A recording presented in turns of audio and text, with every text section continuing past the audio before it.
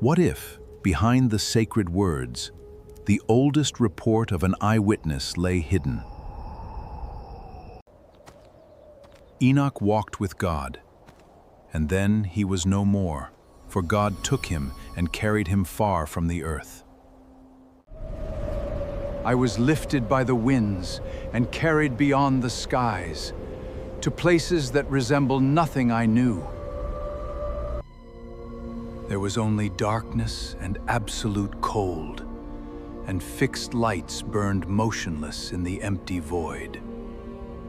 Before me hung a prison for the stars that had broken their order, held still in the darkness. I saw doors from which the winds poured out, and storehouses of hail, snow, and lightning. What if the most sacred stories of humanity were, in reality, the oldest sighting reports ever written?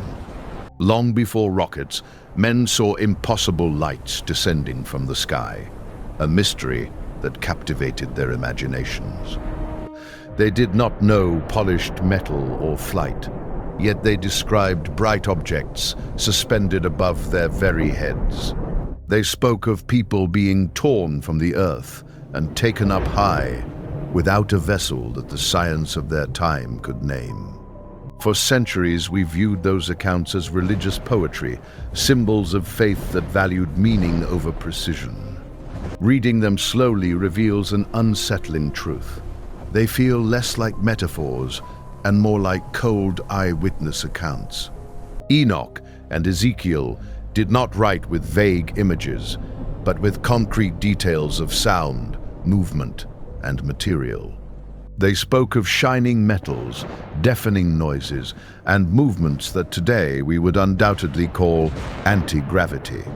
The question that almost no one dares to voice out loud is simple and at the same time dangerous to our certainties.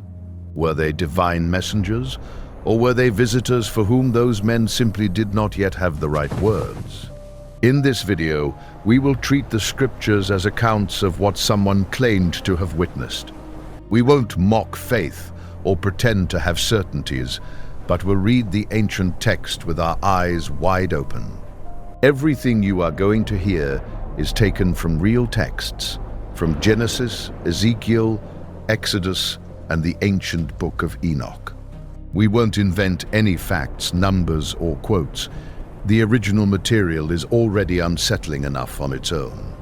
Every detail I mention you can look up yourself, chapter by chapter, and verify that it is written exactly as I say.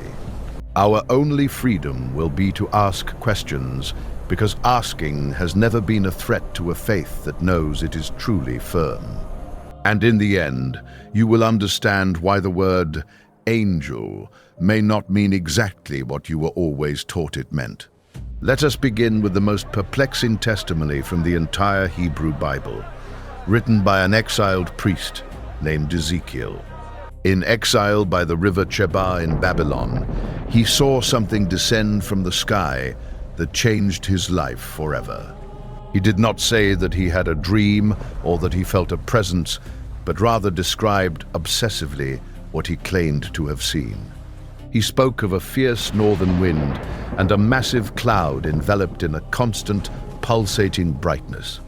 In the center of that fire, there was something shining, and Ezekiel searched for the only word he knew to name it. He used the Hebrew term Chashmau, which ancient translators rendered as electro, a gleaming metal similar to amber. It was a radiant alloy, neither gold nor bronze, that appeared to burn brightly without ever being consumed in the vision. From that light emerged 4 living figures, with an appearance that no earthly animal possessed. Each one had 4 faces and 4 wings, and their legs were straight and shone like polished bronze. They moved in a straight line in any direction, without ever needing to turn their bodies to change course. And from the fire that enveloped them came flashes, like lightning that came and went with a rhythm that seemed deliberate. Ezekiel specifies that the four faces were of a man, a lion, an eagle, and a bull, gathered in a single impossible being. And among those creatures burned something resembling glowing coals, like torches moving back and forth without ceasing. From that fire came a brightness, and from it lightning, in a spectacle beyond the explanation of any natural phenomenon. The prophet notes the creatures moved like lightning, never straying from the path they were on. But what truly breaks any calm reading appears just when Ezekiel looks down at the ground beneath those figures. There, beside each living being, he describes a wheel touching the ground that shone like the flash of a beryl.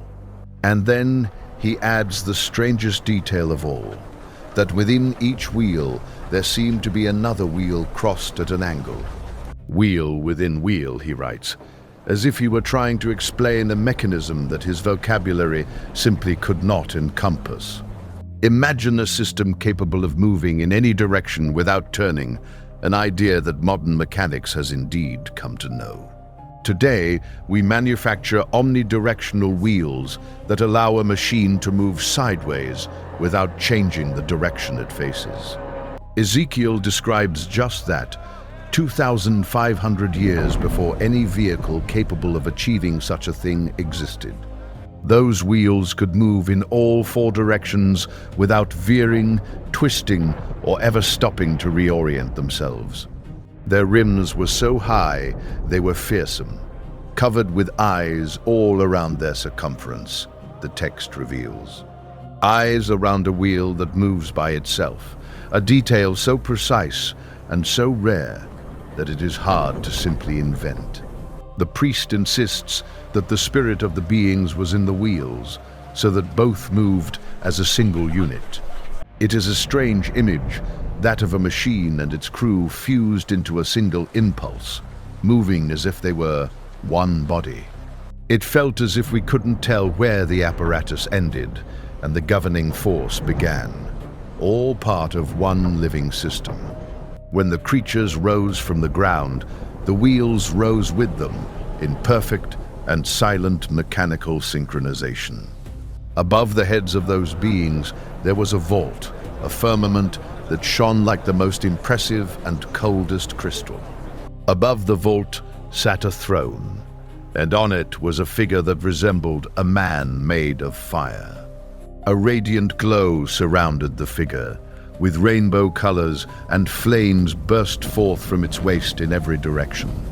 When the creatures advanced, the sound of their wings was so brutal that Ezekiel compared it to the roar of an army. Upon witnessing this, the prophet fell on his face, unable to sustain the overwhelming vision before him. The classic theological view is ancient and beautiful, referring to all that machinery as God's chariot throne, the Merkaba. For centuries, the wise understood the vision as a mystical revelation about the inaccessible glory of the Creator. That interpretation deserves respect, as it comes from a faith striving to understand what transcends human experience. But there is something that is impossible to ignore when one compares the account with the language of a modern witness.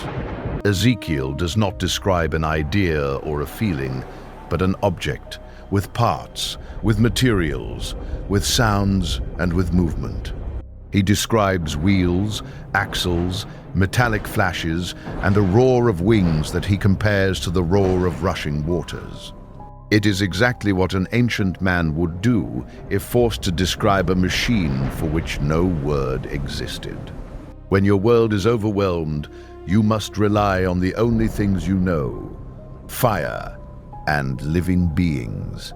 And thus, an unknown mechanism becomes wheels with eyes, and an unknown pilot becomes a figure of fire. I don't claim it was a vessel, but the text, taken literally, closely resembles its description. Theology views a divine throne, while the modern eye sees an apparatus described by someone unfamiliar with technology.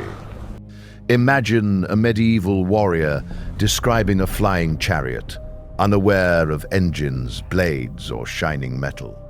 He claimed to see a dragon of iron with rigid wings roaring, limited to the words of his time to describe it. Ezekiel is caught in that same trap of language, forced to name the new with the words of a very old world. Both readings can coexist without conflict, as the text describes a function rather than providing an explanation. Ezekiel tells us what that thing did and how it looked, but he never tells us, at any moment, what it actually was. And here opens the first question that will accompany us throughout the video, a question that the priest leaves unanswered. If Ezekiel was truly describing a vehicle, then the immediate question arises of who was piloting it. If someone was piloting it, the next unsettling question is where it had come from. To attempt to answer it, we must go back much further to an even stranger and older text. We must open the Book of Enoch, where there is no talk of a distant vision, but of a physical and perfectly concrete arrival. Before anything ascended to heaven in the scriptures, the book states that something first came down to earth. The Book of Enoch is not part of the canon of most current Bibles, but it was read and respected for centuries. It was preserved complete in the ancient Ethiopian tradition, and fragments of it appeared among the Dead Sea Scrolls.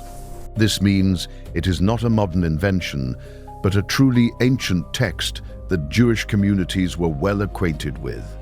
Its central account is so bold that it was likely set aside from the official scriptures for that very reason. The book speaks of a group of celestial beings called the Watchers, in Hebrew, those who observe without sleeping. According to the text, these Watchers beheld the daughters of men and decided to descend to join with them. Here, detail is crucial. The book states they didn't just appear, but that they physically descended. The number given in the text is precise and not invented, for it states that 200 came down at once. 200 beings descending together, organized with leaders and names, as if it were a planned expedition. Their leader, Semyaza, convinced the others to descend together, according to the text. Fearing isolation, they swore an oath at the summit, binding themselves to a shared, irreversible decision. The book itself suggests that the name of the mountain became linked to that oath, to the pact they sealed before descending. Among them stood out another name, Azazel, marked as the one who taught men the most dangerous secrets of all. It is said that Azazel revealed how to forge swords, how to make shields, and how to extract hidden metals from the earth. He also taught the art of adornments, cosmetics, and stones, and with them came vanity and war. Other watchers revealed the course of the stars, the signs of the sky, and the hidden movements of the moon and sun. In just a few generations, humanity evolved from ignorance to mastering arts it was never meant to know, as the text states. And the exact place of that arrival is not a minor detail, because the text marks it with surprising geographical precision. They did not descend into just any valley or city, but at the peak of Mount Hermon, the highest mountain in the region. Mount Hermon rises at the border of present-day Lebanon, Syria, and Israel, crowned with snow for a good part of the year. It is the highest point in the landscape, visible from enormous distances, a peak that dominates all the territory around it.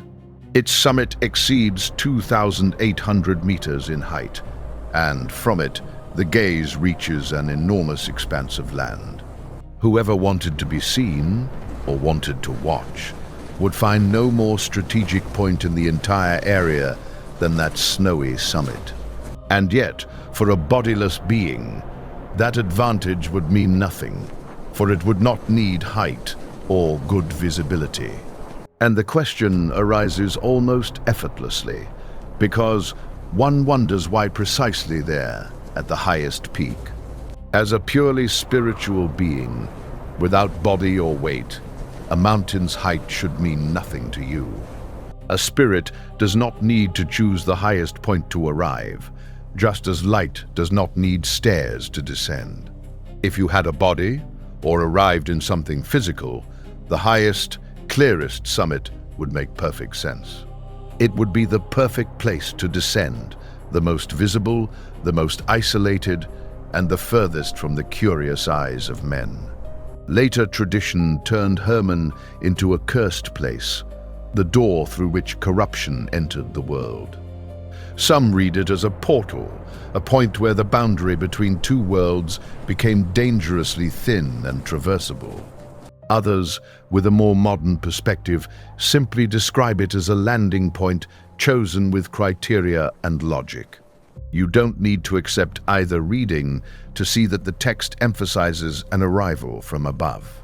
An ancient book claims that something or someone crossed from heaven to earth and touched a mountain's ground. And the account does not stop there, because it describes what those watchers brought with them and taught to early humanity. The text asserts that they revealed forbidden knowledge, secrets of metals, weapons, astronomy, and other hidden arts. They taught how to forge swords, create adornments, read the stars, and interpret the movements of the night sky. It is hard not to notice that this is a transfer of technology, a leap in knowledge that comes from outside to inside. Knowledge did not arise gradually from within humanity, but, according to the account, was delivered from the outside. And it came all at once, complete, like someone placing a finished tool in the hands of someone who had not yet imagined it. From the union of those beings and human women were born, as the text states, children who were not fully human. The book calls them Nephilim, beings of enormous stature and terrible strength, a hybrid offspring between two natures. The text asserts that those giants devoured everything they found, until they became an unbearable burden for the earth. And then humanity, crushed by that offspring, raised a cry to heaven asking for help against the Nephilim. That cry, the book says, was heard, and from above, a response was ordered against the Watchers and their children. Those who had descended were given a punishment, and they were chained in dark places until the end of time. What matters is not the punishment, but the simple truth that the text repeats, that they came down from above. We are no longer facing just a vision in the sky, but direct contact with real mixing and tangible consequences. This shifts the mystery's tone, introducing the idea that those visitors might interact with the world around them. They could descend, act, teach, and procreate, and therefore they could also, when the time came, leave here again. Because that is the silent logic that runs through the entire account, and that very few stop to think about calmly. If something was capable of descending upon a mountain, then that same something necessarily had the capacity to go back up. And the scriptures surprisingly affirm that this really happened, although not with multitudes, but with two specific men. Two figures from sacred texts who escaped the mortal fate, their departure from the world defying all reason. In the Bible, nearly all great characters die, and the text states this plainly, without hesitation or exceptions. We are informed of their age, their death, and the place where they were buried, like a careful and human record. But there are two men of whom the scripture never says that they died, and that silence is, in itself, absolutely deafening. In a text that repeats the word died like a hammer closing each life, that void weighs more than any written phrase. Omitting death in just two cases among many patriarchs seems less like an oversight and more like a deliberate signal. The first is Enoch, the one to whom the strange book about the Watchers and their descent into the world is attributed. The text of Genesis dispatches him with a brief phrase, almost whispered, that has puzzled readers for millennia. It simply says that Enoch walked with God, and that afterward he was no more, for God took him away from the earth. There is no tomb, no funeral, no last words, just a clean disappearance described as a transfer to another place. The Book of Enoch adds details to that scene that are, at the very least, hard to fit into a terrestrial landscape. Enoch claims to have been taken through the heavens and to have seen regions that do not resemble anything in our world. He describes places of total darkness, of absolute cold and fixed lights that burned without moving, suspended in the void. He speaks of a bottomless abyss, of fire that did not warm, and of borders where everything a man can know came to an end. I am not saying that it is space, but inviting you to compare his words with what we now know exists up there. Darkness, biting cold, silence, and still points of light, just what someone gazing into the cosmos would describe. Enoch recounts that he was lifted by winds and transported to a place where he saw mountains of fire burning in the night. He describes an abyss without columns to support it, an absolute void where neither firm sky nor ground existed below. He saw, according to his words, a prison for stars that had transgressed their order, burning halted in the darkness.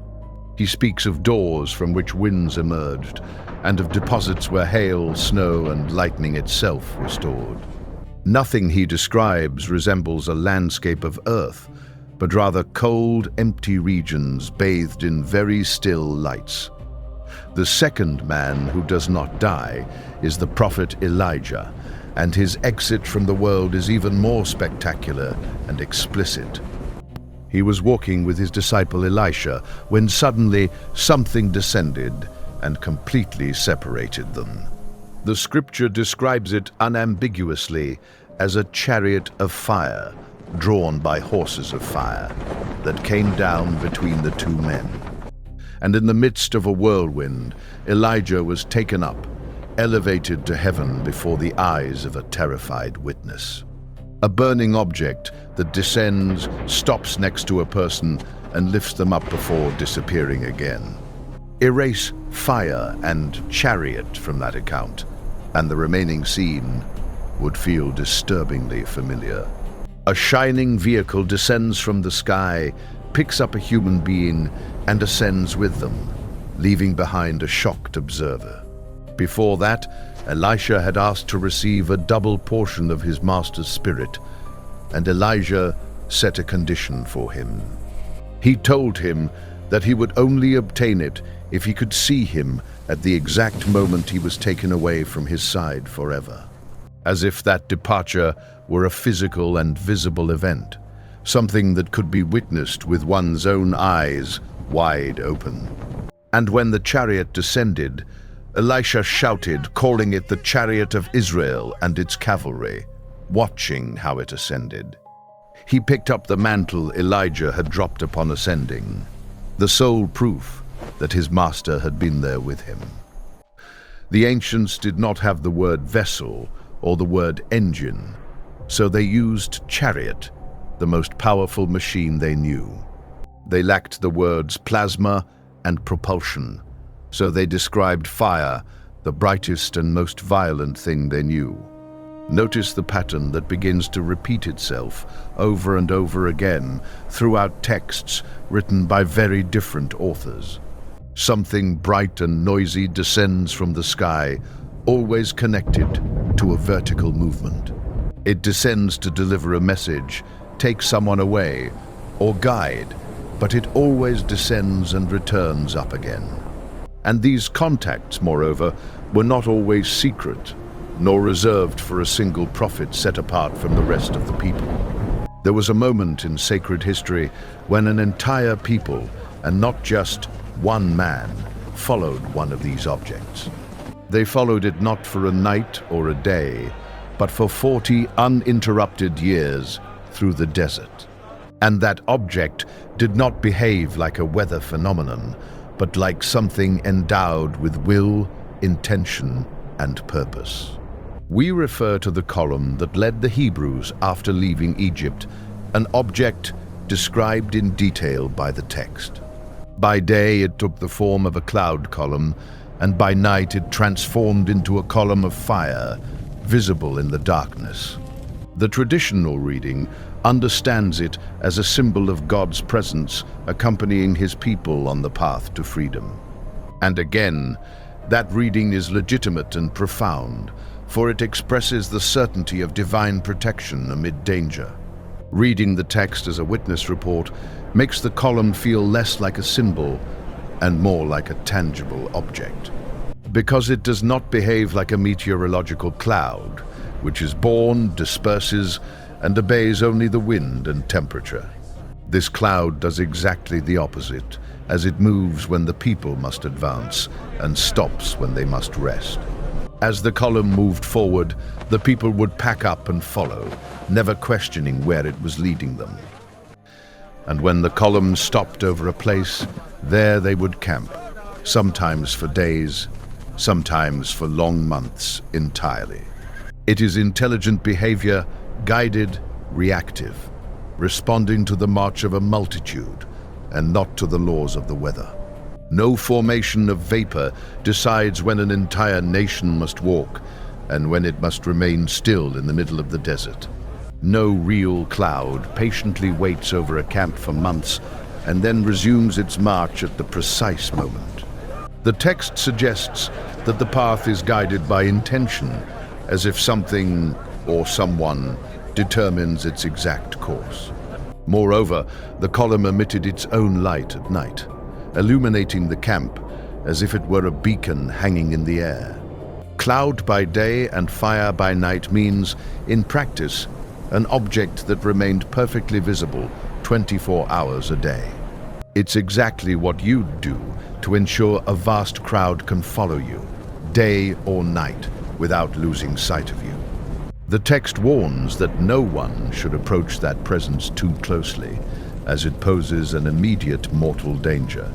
The mountain shook, shrouded in smoke and noise, and it was forbidden to touch even its base.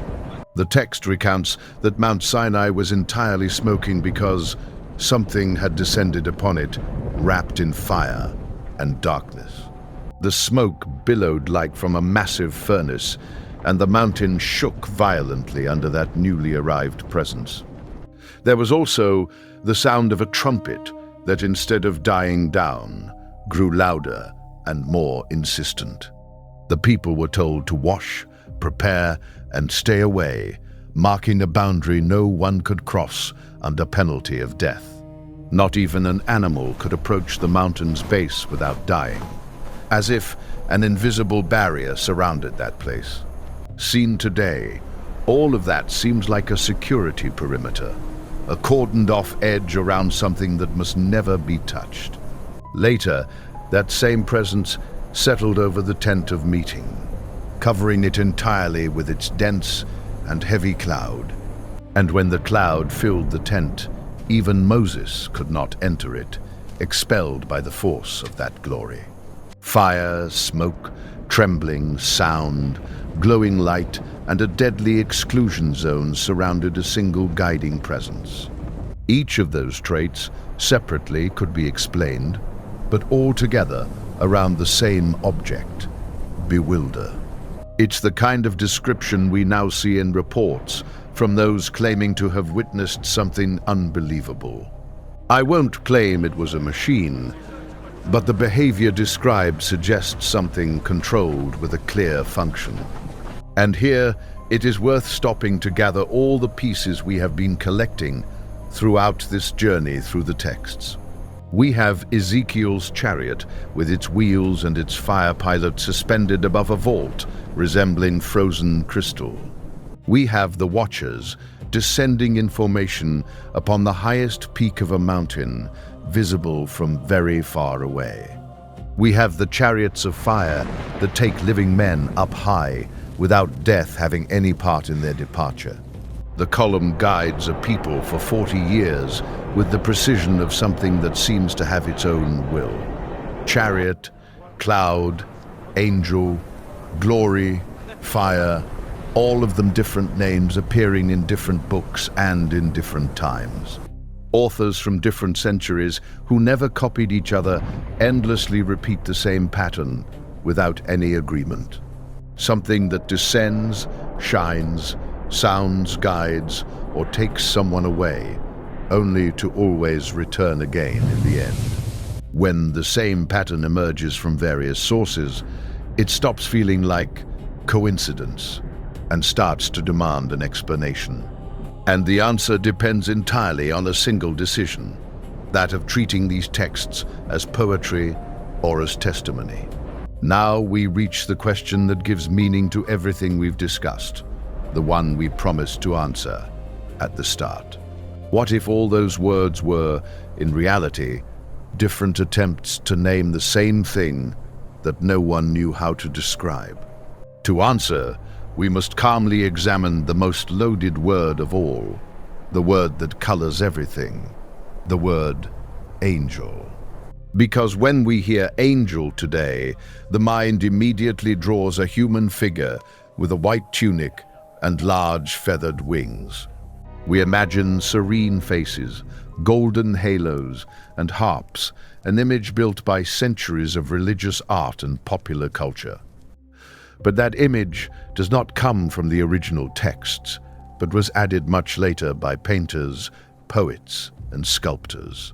Returning to the Hebrew and Greek words, the familiar illusion fades, revealing something more sober and surprising. The Hebrew word we translate as angel is malakh, and its literal meaning has absolutely nothing supernatural about it. Malakh simply means messenger, someone sent with a mission, an emissary tasked with delivering a specific notice. And the equivalent Greek word which gives rise to our term is angelos, which means exactly the same thing. Angelos also means messenger, bearer of news, someone dispatched by another to convey information. In other words, neither the Hebrew nor Greek describes a species, biology, body with wings, or celestial nature. What both words describe is a function, a task, a role within a mission, and never a specific physical form. The ancient text never bothers to tell us what an angel is, because it only cares to tell us what that messenger does. And that difference, which seems small, actually changes absolutely everything in the way we read these ancient accounts. If an angel is, by definition, a messenger sent, then the word does not exclude any possible form of messenger. It doesn't specify if it has wings or machines, or if it's light or matter. It only says it arrives with a message. And suddenly faith and technological hypothesis cease to be irreconcilable enemies and begin to fit into the same space. One can believe in superior beings delivering messages without knowing what they are made of or how they travel. The term messenger doesn't limit us to the divine or physical. Messages can come in many diverse forms. It can come as a vision, but also as something that descends, illuminates, sounds, and then departs once more. That is why those who oppose faith to science may be arguing unknowingly about a false dilemma from the very beginning. The text refers to a messenger, not an angel of light or metal, leaving the rest to the reader's imagination. The rest we have added ourselves, century after century, drawing wings where the original only spoke of a simple mission. A shepherd from 3,000 years ago had only fire and glory to describe what descended wrapped in light. He could not say metal, nor engine, nor radiation, nor energy, because none of those concepts yet existed in his world. He called glory a blinding brightness and named the one who descended from it an angel to speak to him. Maybe that's why we've debated for centuries if they were spiritual beings or visitors, as the text never decided for us. The text only recorded what it saw and what it heard, and left open, forever, the question of what that truly was. I won't close that debate, as doing so would betray the honesty with which those men shared their accounts. Neither faith is diminished by careful reading, nor is reason humbled by admitting we don't understand everything. Ancient people described things that eerily resemble what we still search for in the sky today. And those descriptions survived thousands of years, waiting, perhaps, for a generation capable of recognizing what they saw. It may be that those men did not describe gods or vessels, but something intermediate, for which we still lack words to name. Or it may be that the simplest answer is the oldest, and that it truly was messengers sent from on high. Whatever the truth, the merit of those authors was enormous, for they described with honesty something that surpassed them. They wrote what they saw without adornment, trusting that someone, someday, would understand it. Ultimately, the question isn't mine but yours, depending on how you choose to interpret these ancient texts. Were those men describing purely spiritual experiences, encounters with the divine beyond matter? Or were they trying to narrate a technology, a real contact, for which their poor words never became sufficient? Write it down below in the comments, because I read them all, one by one, with true attention and authentic curiosity. And the most interesting comments, those that provide a new perspective, will end up appearing directly in the next video.